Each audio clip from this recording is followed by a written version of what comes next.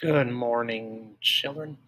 Okay, so yesterday we talked about causes of diseases and what makes how diseases um, can be environmental, how other factors. Today we're going to talk about communicable diseases. So this will be health lesson 7.2. I'll let you know the page in just a minute because I don't always know those. I guess if I was smart, I would look those up before I start doing something, huh? Yeah. You can hate me later. Okay. So let me look up the page before I disappear. Oh, this is actually a good size. I need to get out of the way, though. So on page 187 to start. Lesson 7.2, Communicable Diseases. What do you usually do when you catch a cold? Describe your favorite cold treatment and explain why you think it is effective. Well, when I was growing up, my grandparents and my parents used to give us, things like chicken noodle soup all the time. That old Campbell stuff was always great. Open up your sinuses. We'd get some 7-Up for our stomach, and Grandma'd even give us some popsicles to help with the throat. There was that stuff. But nowadays, when I catch a cold, I still love my chicken noodle soup when stuff like that happens. But I'm almost, when I do a lot of nasal cleaning. I'll use like a Neomid sinus wash. I'll use a Navage sinus wash. Stuff like that's really good to clean out your sinuses, get rid of the bacteria, stuff like that.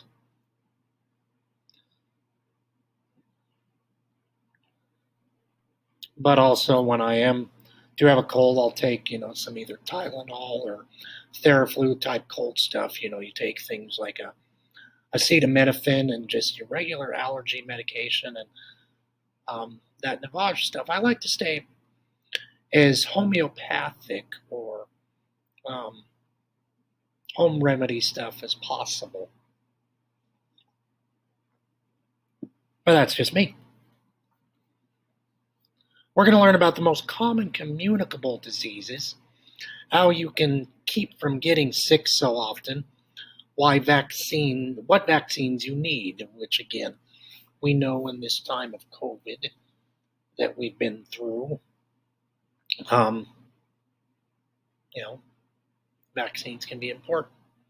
We're going to learn about words like contagious and vaccine. One of the biggest things, let's look at this picture. It's important to stay home and rest when you have a cold. Also, drink plenty of water. Fluids are so important for certain communicable diseases because it helps flush out, the virus that is in you. And no, we're not just saying, oh, if it's just fluids I can have, like soda and energy drinks. No. You want to stay away from highly processed sugar drinks. Water is one of the best things in the world for you. Again, if you want to do a chicken noodle soup, that's awesome. But just like a chicken broth, heat it up and drink it is fantastic for you. So 7.2, communicable diseases. Common communicable diseases. The most common communicable disease is the common cold. It is responsible for more school absences than any other illness. More than 200 different viruses can cause colds. Symptoms include mild fever, runny nose, itchy eyes, sneezing, coughing, sore throat, and headache. If you have these symptoms, you should stay home for the first 24 hours after they appear. During this period, your cold is most contagious. This means it is able to spread to others by direct or indirect contact. That's what That's what communicable means, kiddos. Communicable means transmissible. So you can transmit it to other people through direct or indirect contact. Now, we can pause and unpause and ask, what are some examples of direct and indirect contact? Pause. Unpause. So things like direct contact are, again, sneezing, coughing, not covering our mouths and our nose when we sneeze and cough. And so therefore, when we spew out what's known as the septum or the mucus from our nasal passages or our throat passages, that virus hangs up in the air for a while. And if we breathe it in, that's how we can catch someone else's cold. Indirect contact, again, can stick on surfaces for a small amount, but things like using someone's same utensils, toothbrush,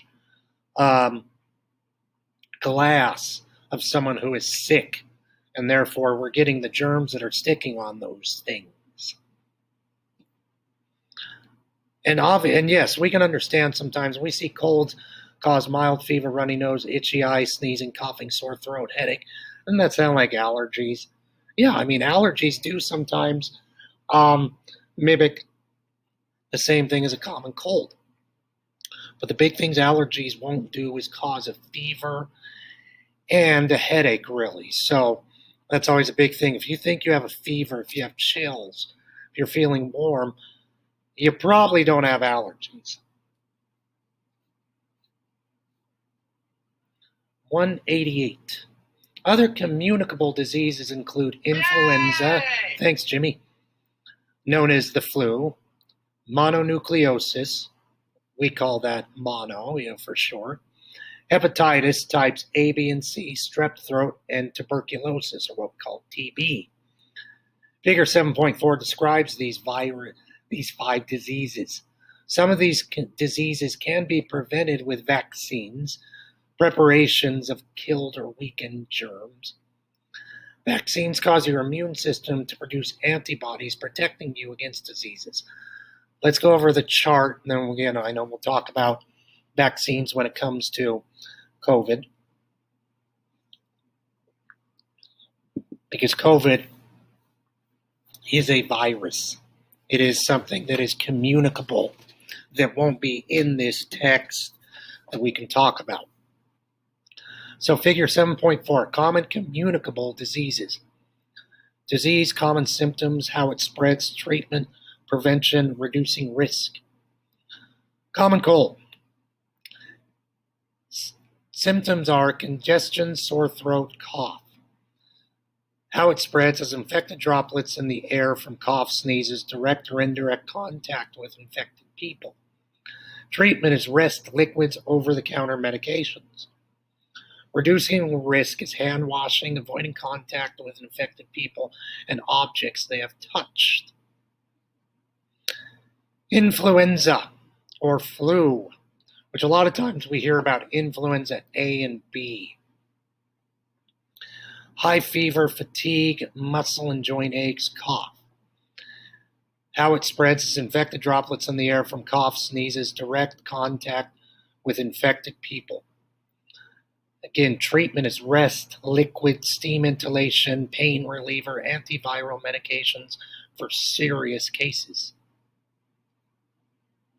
With antiviral medications, again, you can buy a lot of that. Well, you guys can't because you're not old enough. But people over 18, parents and guardians, siblings that are old enough can do that. Doctors can provide or can prescribe stuff for the flu. That's usually what's known as Tamiflu. Again, avoiding this is hand washing or how to prevent it from reducing risk, spreading. Hand washing, avoiding contact with infected people and objects they have touched. Annual vaccine for adults. So before we go into monohepatitis, tuberculosis, let's talk about again how, yes, COVID mimics a lot of the cold and flu, has a lot of the same things. spreads a lot of the has a lot of the same symptoms, spreads a lot of the same way. A lot of the treatment can somewhat be the same. Again, as we know, up to this point right now in life, there is no over the counter or OCT or even really prescription remedies that we can get really easy for COVID. Again, as we've learned with COVID, a lot of things we have to do, again, to just get through it, because again, it is a virus and it is a communicable disease, is rest, making sure we stay hydrated, and just staying away from people and making sure, again, we practice preventive and reduction risks and techniques like avoiding our hands, hand washing, avoiding contact with people, wearing masks.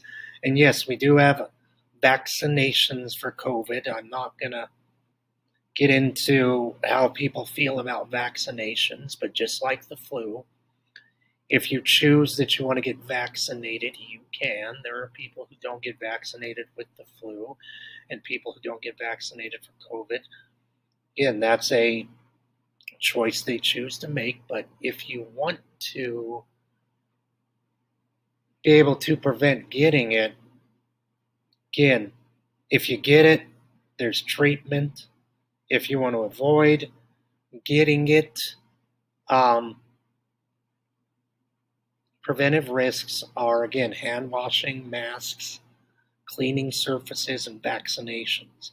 As we know with COVID, which I guess I could have looked something up on this, again, common symptoms, they look just like the cold and flu.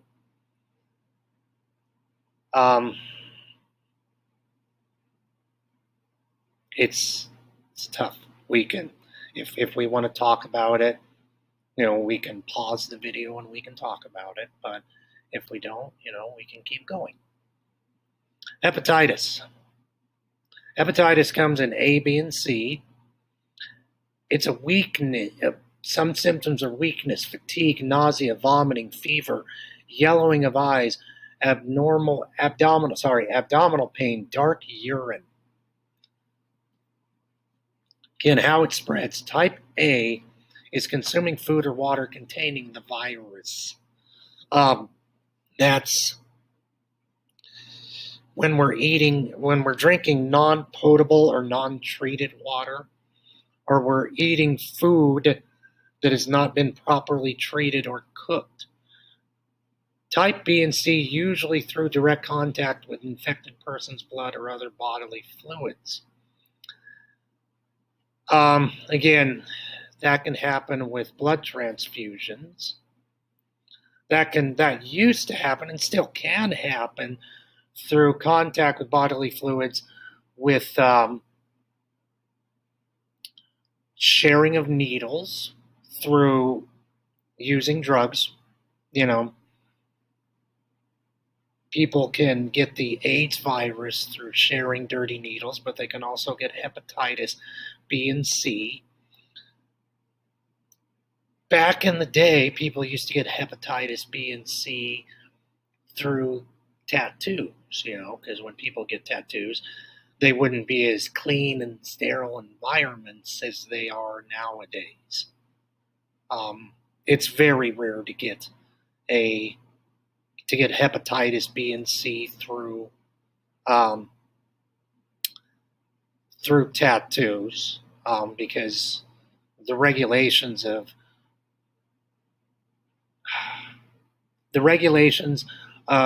tattoo parlors and piercing places and things like that they have to go through rigorous standards to be able to do it. Now, again, if you are going to places where you're getting tattoos from people who aren't exactly business owners, and therefore you don't know if they're cleaning their piercing supplies and tattoo guns and things like that properly, you might get it. You got to be careful. Treatment is rest, healthful food choices, type B and C medications. Type A is cleaning food carefully, vaccinations for those at high risk. Type B, again, is vaccination. Type C is avoiding sexual contact and drug use from people who can have stuff like that. Which, again, I can't stress enough that type C, when we talk about avoiding sexual contact and drug use with people,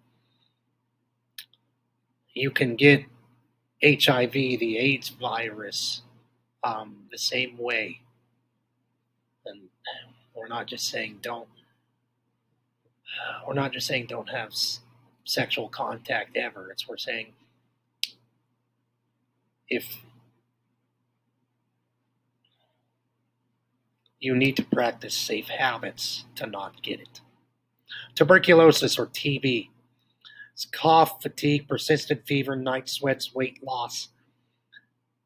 Common symptoms are infected droplets from the air, from cough and sneeze, antibiotics taken over a long period of time, antibiotics for those in close contact, an infected person, vaccines.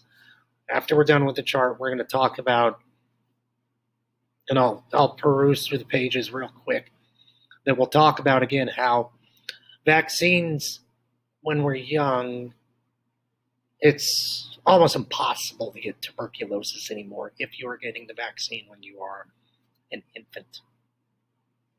Strep throat. Common symptoms are sore throat, fever, chills, body aches, loss of appetite, nausea, vomiting, swollen tonsils and glands. Again, sounds a lot like the flu. Infected droplets in the air from coughs and sneezes. Now, a big thing about strep throat is a bacteria. You can get viral strep throat. It's rare. It's not as common as bacterial strep throat. So, bacterial strep throat, as we see treatments, is antibiotics, soft foods, liquids, gargling salt water. Salt water is great to kill bacteria. Warm salt water kills a lot of bacteria. But again, to know if you have the difference between viral and bacterial strep throat is you have to see a doctor. They'll take a swab, basically, like what you do to clean your ears, and they'll put it under a microscope. They'll do some tests, and they'll look to see if it's bacterial strep throat. If it's bacterial strep throat, they'll provide you with antibiotics, things like amoxicillin, the Z-Pak, maybe a little penicillin if you're not allergic to penicillin. A lot of people are. Again, you can avoid it by hand washing, avoided contact with an infected person. So we will talk about vaccines, but we'll talk. Again, I know for some people it can be controversial when it comes to COVID, but we're going to talk about it. Not just the COVID one. Preventing communicable diseases. You can avoid germs by staying away from people who are sick. You can also remove germs by washing your hands properly, as shown in figure 7.5. Finally, you can increase your body's ability to fight germs by practicing healthy behaviors, such as eating right, staying active, also getting proper sleep.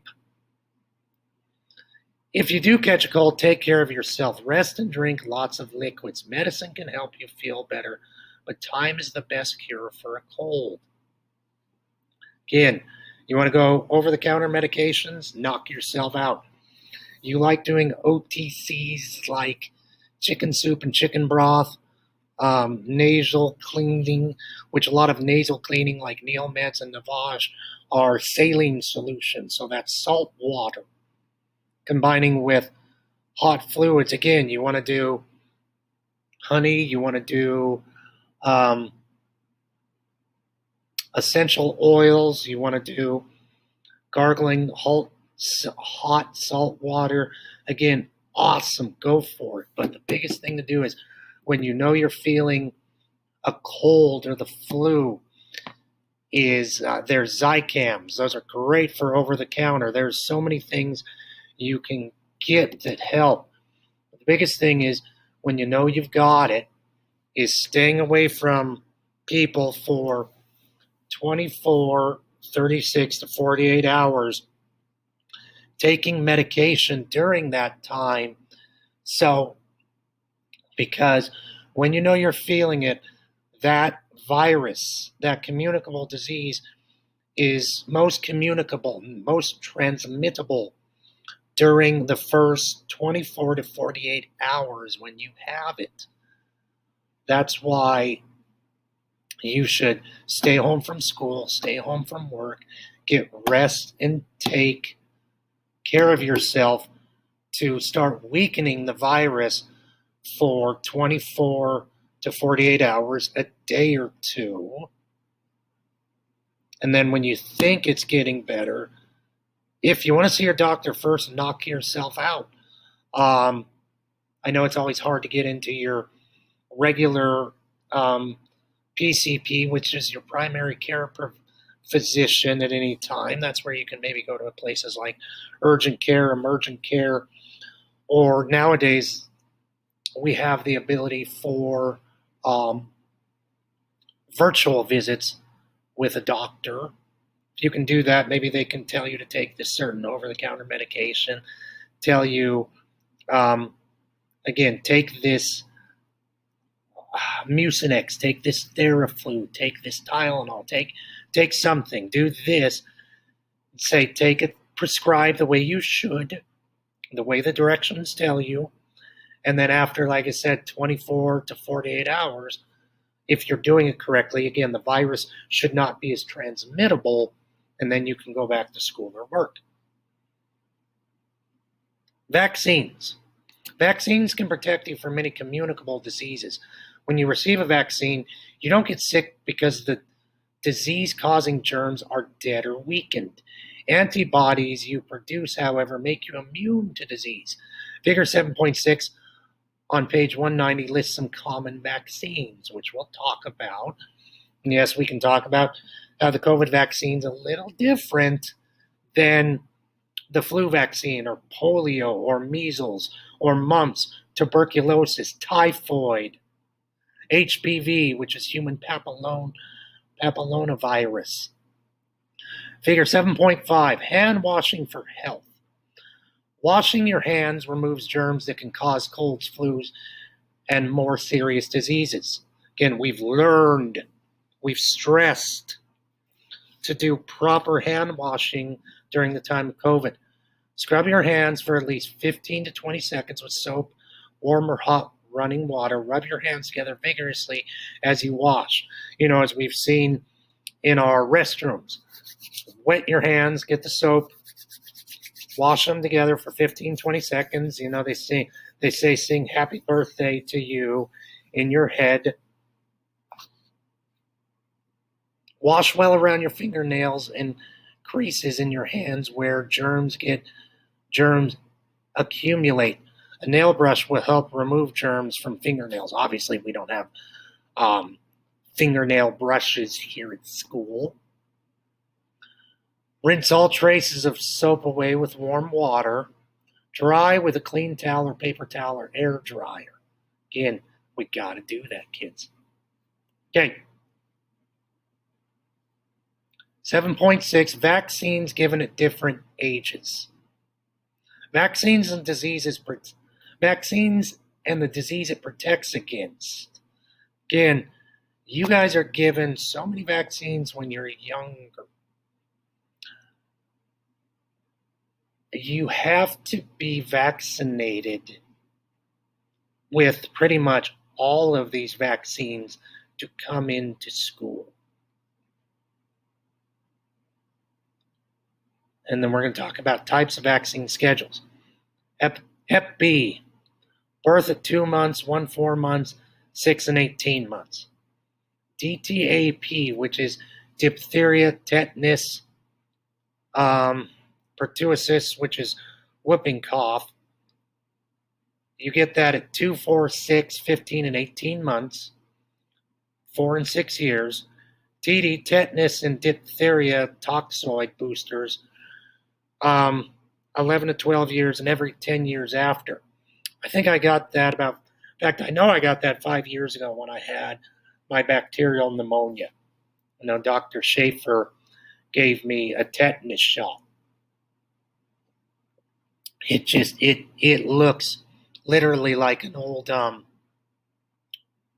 there's a plug-in that you use to plug in for in the back of sound receiver. It just almost looks like a stamp, and they just prick you, and you get like these three little dots on you. That's tetanus shock. HIV disease, which causes Haemophilus influenza type B bacteria. I have no idea what that is. You get that at 2, 4, 6, and 12 to 15 months. IPV, which is poliomyelitis, which is short for polio. We get that at 2, 4, 6, 18 months, and between 4 to 6 years old. Polio, again, that's something that is eradicated. It's done. That was a virus that for years was infecting and killing people up to the 50s and 60s, until a man named Jonas Salk figured out the polio vaccine, and now we've pretty much eradicated polio. Obviously, probably the most famous polio case that you guys may know of is President Franklin Delano Roosevelt, FDR.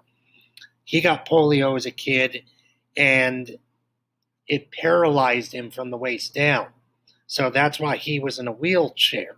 It was always a big thing when he was running for president. There weren't many pictures of him in his wheelchair because people thought he would be too frail and weak to be able to be president.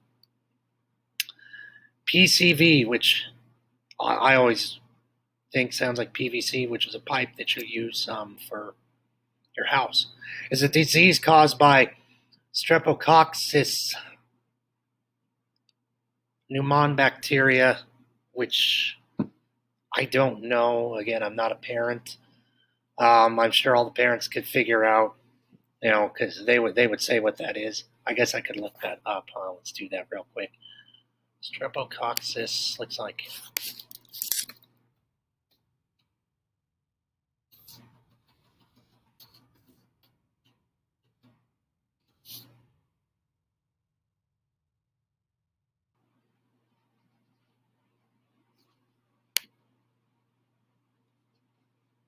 Streptococcus pneumoniae is a lacet-shaped gram-positive. Okay. Strep is common inhabitants. It's a respiratory tract infection, basically. It gets into bacteria.